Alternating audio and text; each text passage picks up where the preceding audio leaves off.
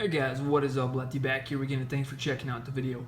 So today we have another product review slash overview, and we're going to be looking at today is the Overwatch Precision DAT trigger, defensive application trigger. So as you can see, it's an aftermarket Glock trigger. It is a flat face trigger, and yeah, that's what we're going to be covering today. So let's jump right into it.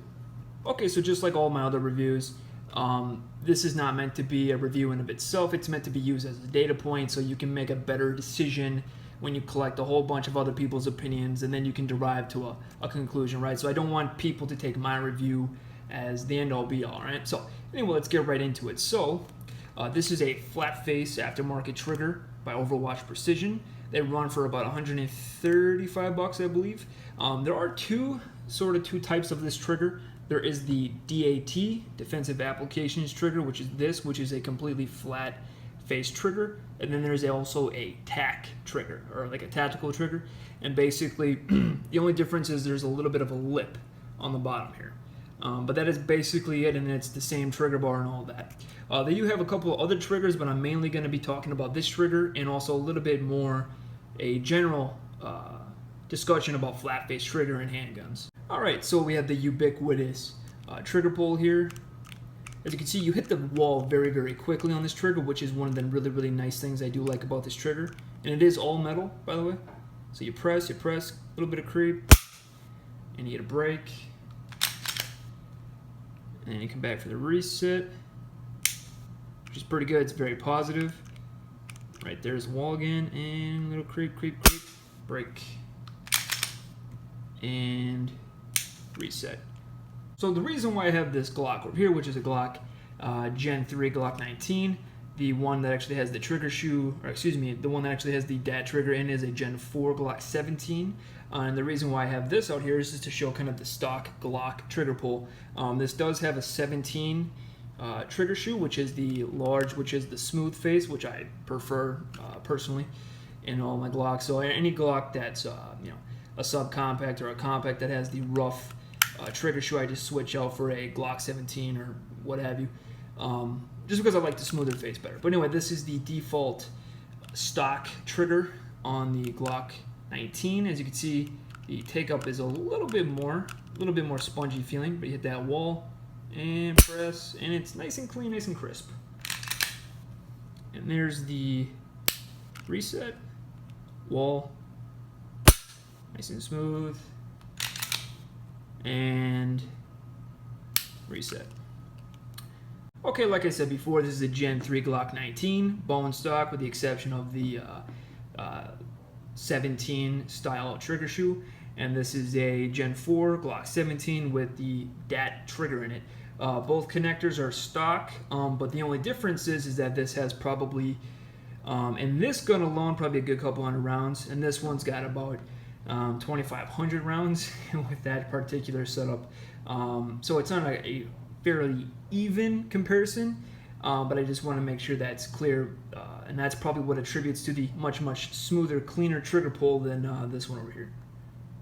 Now this trigger bar and trigger shoe has actually been in a multitude of different guns. This was originally inside of this gun over here, and then I took it out and put it in a Gen 4 Glock 23, and then it's finally made its rest in this gun right here. Even with the processes and all these things that they use to make these products nowadays, every gun will still be a little bit different, every trigger will still be a little bit different in each different gun, right? So on this Glock right here, the trigger was actually fairly stiff and not very smooth at all. And that's why I pretty much left the 19 fairly quickly. I put it in the Gen 4 Glock 23, and it actually smoothed it out very, very well. I even dropped in a Glock minus connector, and it was even better. So then I tried into this one, and pretty much the same thing. I don't have the minus connector in there now, but I will say the minus connector does make it a little bit lighter. It kind of makes it a little bit more creepy, but it does make it a much easier gun to shoot.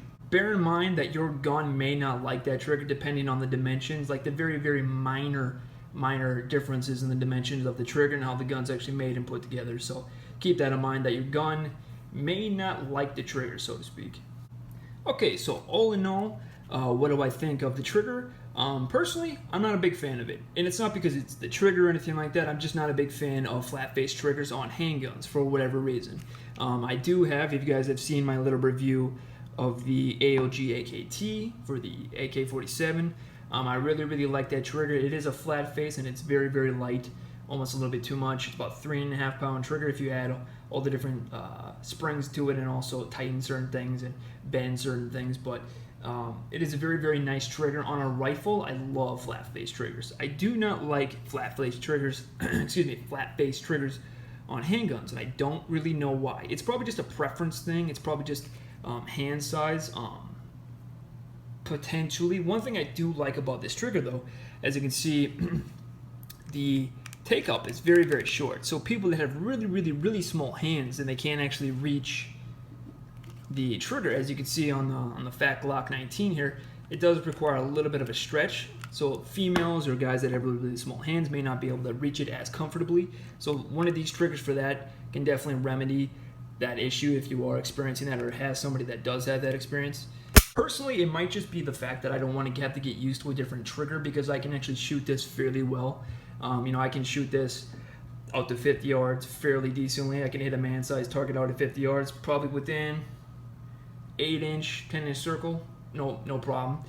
With this, not so much, and that's obviously just a learning curve, not necessarily a down on the trigger, but it's just personally for me, $100 on a trigger that technically makes me a little bit worse at shooting. It's not really something I'm into. So, and eventually too, I will make a video with the topic of changing triggers and different parts on carry guns and go into a little bit of that and kind of the legalities and maybe the moralities of those certain things. But to end it off too, real quickly, I don't think anybody should be buying one of these triggers or an aftermarket trigger on any gun to help them shoot.